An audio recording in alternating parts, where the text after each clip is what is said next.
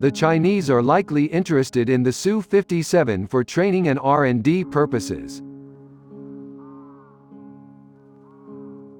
Having formally cleared the Su-57 for export earlier this month, Russia is poised to pitch their fifth-generation fighter to China. Speaking at the Lima 2019 Aerospace and Maritime Exhibition, Rostec official Viktor Kladov looked to the future of the Sino-Russian arms trade. China has recently taken delivery of 24 Su-35 aircraft, and in the next 2 years, China will make a decision to either procure additional Su-35s, build the Su-35 within China, or to buy a fifth-generation fighter aircraft. This could be another opportunity for the Su-57E.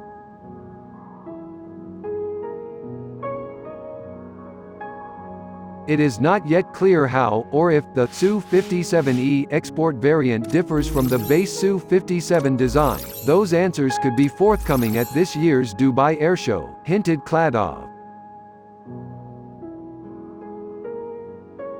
As the Su-57 enters serial production with the first unit to be delivered later this year, Rosoboronexport, Russia's state exporting agency, has begun the lengthy, complex process of negotiating contracts with major prospective clients.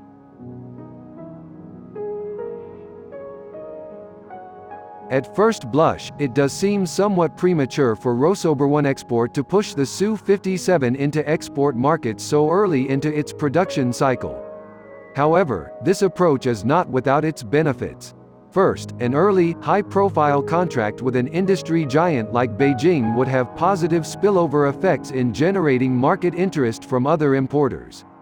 China's prospective purchase is already making waves throughout Indian defense commentary, though whether or not it will warm New Delhi to the Su-57 remains to be seen. By the same token, it would reassert the health and continued viability of the burgeoning Sino-Russian security relationship.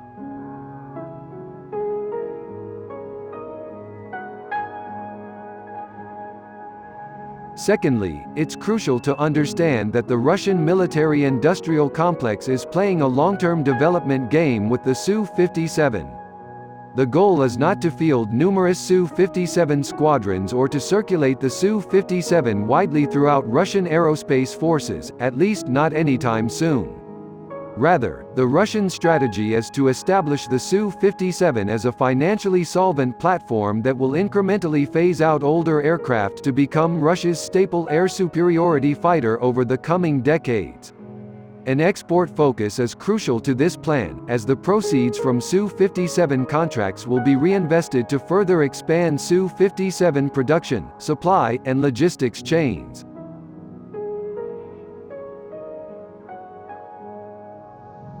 The perceived benefit on Russia's end is clear, but it's the Chinese half of the deal that demands more nuanced analysis.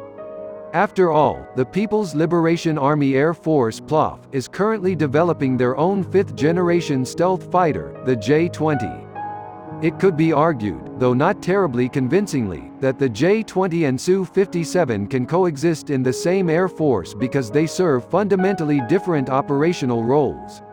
As the National Interest's David Axe aptly describes, the J-20 is a fast-flying, defense-penetrating missile platform.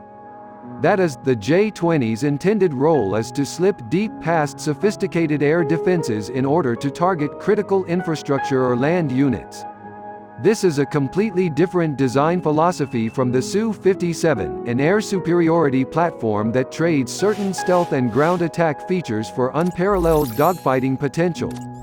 All that being said, defense analysts are rightly skeptical that the PLAF is interested in maintaining a regular Su-57 combat squadron.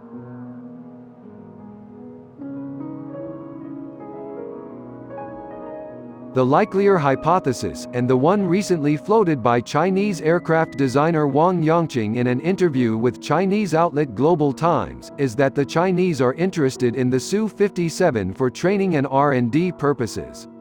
A deep dive into the Su-57's design, especially if they get one with the much-anticipated, second-stage ISDALI-30 engine, could provide Chinese aerospace engineers with insight in ways to improve the J-20's design or production process.